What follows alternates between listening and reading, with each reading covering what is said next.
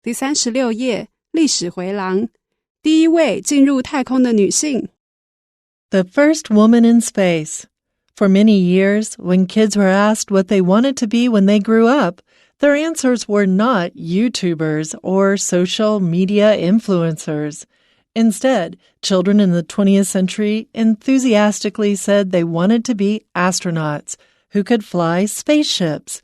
This was because many of them got to see the start of the space race, a competition between Cold War rivals, the USSR and America, in the 1950s and 1960s, to see who was more technologically advanced.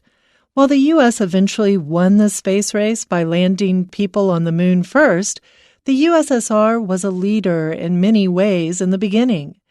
They put the first artificial satellite into space in 1957. Then they put the first person into space in 1961. Additionally, in 1963, the USSR sent the first woman into space, Valentina Tereshkova. Born in a small village north of Moscow, Tereshkova was selected from more than 400 candidates who had applied to the Soviet Cosmonaut Corps after being inspired by Yuri Gagarin's 108-minute spaceflight in 1961. She then had 18 months of training and was chosen to pilot Vostok 6 at the age of 26 due to her considerable skydiving experience.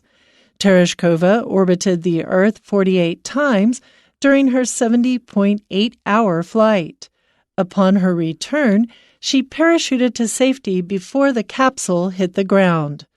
Later on in her life, Tereshkova was awarded many medals and held several high-level positions in the USSR.